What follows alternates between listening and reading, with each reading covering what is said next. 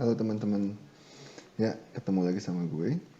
Dan sesuai janji gue kemarin, kalau misalnya gue akan ngelanjutin konten gue yang terkait dengan belajar reksadana dari nol ke kelanjutannya gitu. Nah, khusus untuk konten kali ini kita akan lebih fokus ke belajar jenis-jenis reksadana. Pada konten gue yang kemarin ini, gue bilang kalau misalnya kalian harus benar-benar bisa memahami, mempelajari tentang jenis-jenis reksadana. Oke, dalam video kali ini kita akan belajar tentang semua jenis-jenis reksadana dan kelas-kelas reksadana untuk pemula. Reksadana adalah satu bentuk investasi yang sangat populer di Indonesia dan bahkan di seluruh dunia. Namun, banyak orang yang masih bingung mengenai jenis-jenis dan kelas-kelas reksadana yang tersedia. Oleh karena itu, dalam video ini kita akan membahas secara detail jenis-jenis, kelas-kelas reksadana, hingga fitur-fitur detail seperti apa aja. Sehingga teman-teman bisa memilih reksadana yang sesuai dengan kebutuhan teman-teman dan tujuan investasi teman-teman. Jadi, jangan lupa stay tune dan terus ikuti video ini sampai selesai. Oke, kita mulai aja tentang jenis-jenis dan kelas-kelas reksadana. Untuk reksadana dengan jenis reksadana terbuka atau open end, itu biasanya mereka akan dibagi jadi 4 kelas. Reksadana pasar yang pertama, reksadana pasar uang. Reksadana ini berfokus pada investasi pada instrumen deposito dan obligasi dengan tenor di bawah 1 tahun. Reksadana ini memiliki tingkat return yang stabil, namun bisa dibilang paling kecil jika dibandingkan dengan 3 kelas reksadana lainnya. Biasanya, orang yang membeli reksadana pasar uang adalah yang memiliki tingkat toleransi risiko yang sangat konservatif dan membutuhkan kesempatan dana dapat diambil sewaktu-waktu.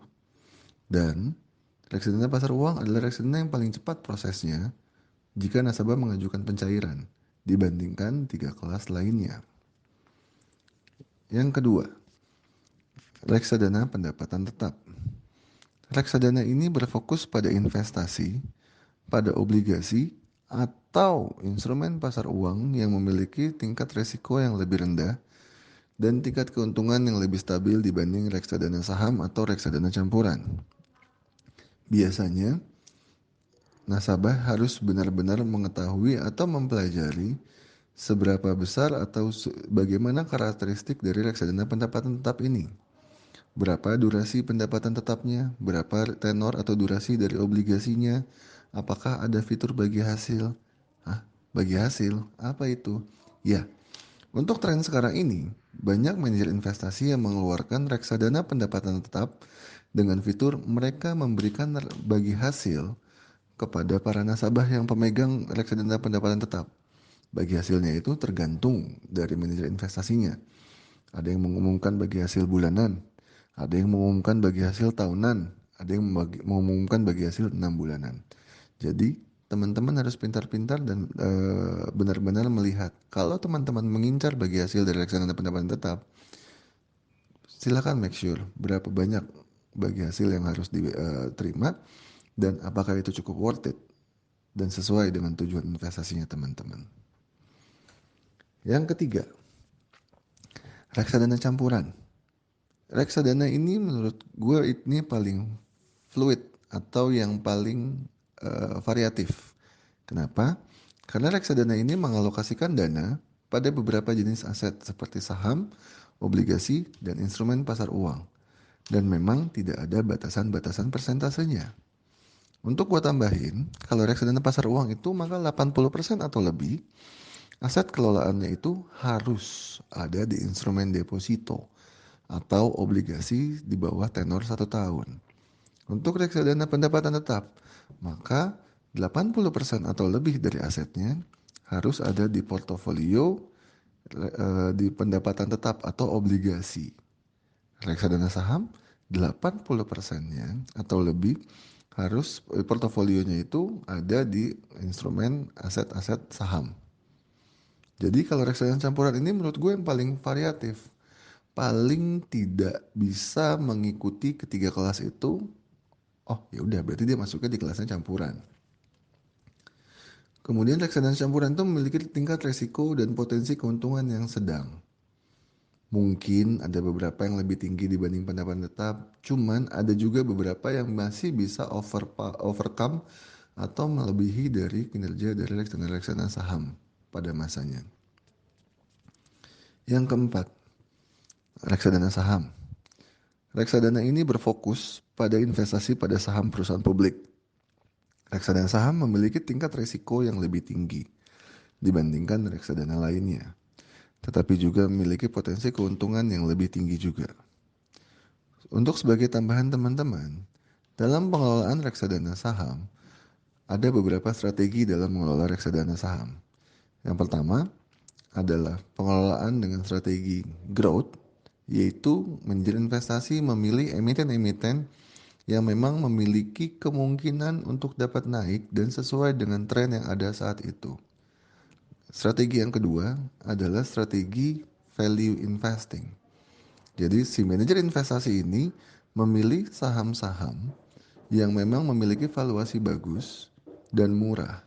Sehingga pada saatnya saham ini memang masih akan ada kemungkinan untuk dapat naik.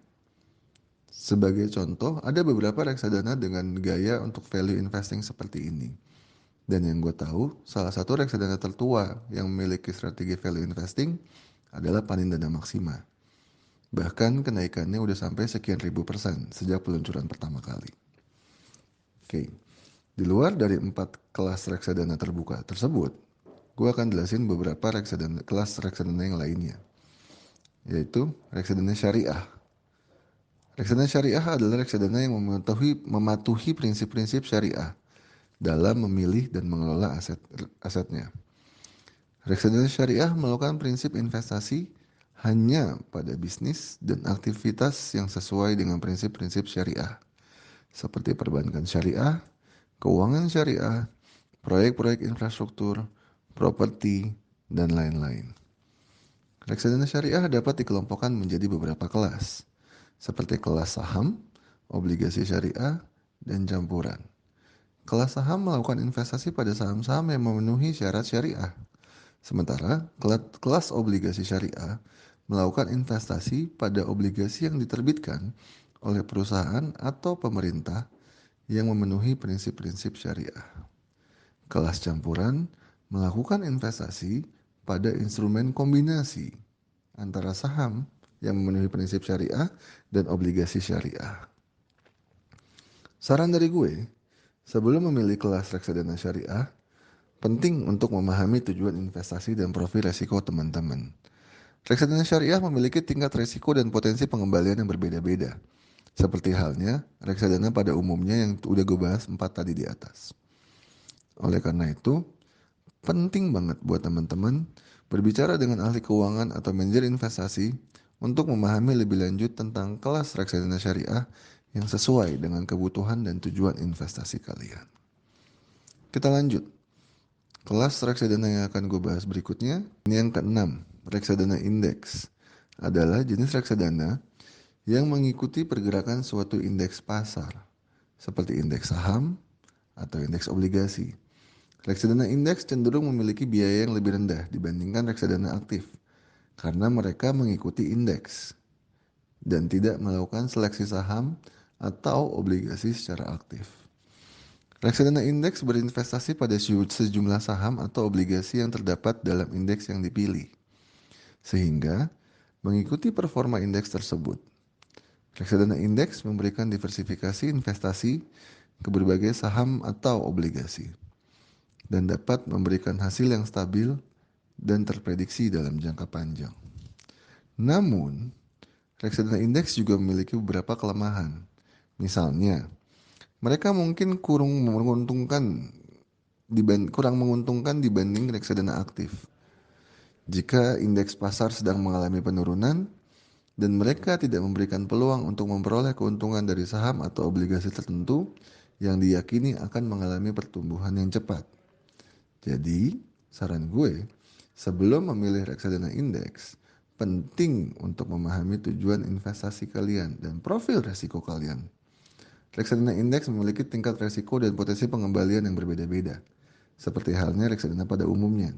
Namun, jika teman-teman memang merasa susah untuk mengikuti pergerakan emiten di dalam reksadana tertentu, reksadana indeks ini mungkin bisa jadi salah satu opsi yang cocok, karena teman-teman hanya perlu memantau indeksnya, yang memang manajer investasi itu akan berusaha sekuat tenaga untuk dapat menyamai performance indeksnya, karena mereka membeli emiten sesuai dengan porsi yang ada di indeks tersebut. Sebagai contoh, reksadana indeks yang ada sekarang adalah reksadana indeks IDX 30, reksadana indeks Sri Kahati, reksadana indeks yang mirroring untuk JCI atau IISG, serta reksadana indeks-indeks yang lainnya. Yang ketujuh, reksadana terproteksi. Reksadana terproteksi adalah jenis reksadana yang menawarkan tingkat perlindungan atas investasi. Reksadana ini biasanya memiliki suatu mekanisme proteksi yang akan menjamin bahwa investor akan menerima pengembalian minimal pada saat jatuh tempo reksadana. Reksadana terproteksi biasanya berinvestasi pada kombinasi aset yang aman, seperti obligasi pemerintah, dan aset yang lebih beresiko, seperti saham. Tujuannya adalah untuk meminimalkan risiko investasi dan memastikan bahwa investor akan menerima pengembalian minimal pada saat jatuh tempo. Mekanisme proteksi yang ditawarkan oleh reksadana terproteksi biasanya menggunakan prinsip bahwa jika obligasi yang menjadi underlying dari reksadana terproteksi itu jatuh tempo, maka obligasi itu kan akan dibayarkan kembali atau dilunasi oleh emiten atau perusahaan pengeluar dari obligasi.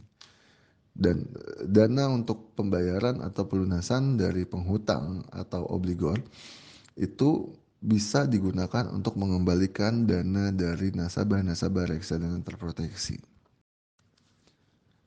Sedikit tambahan dari gue, dengan semakin maraknya atau semakin besarnya pertumbuhan industri reksadana di Indonesia, maka teman-teman harus benar-benar semakin jeli, semakin teliti, dan semakin mempelajari dari reksadana-reksadana yang ada.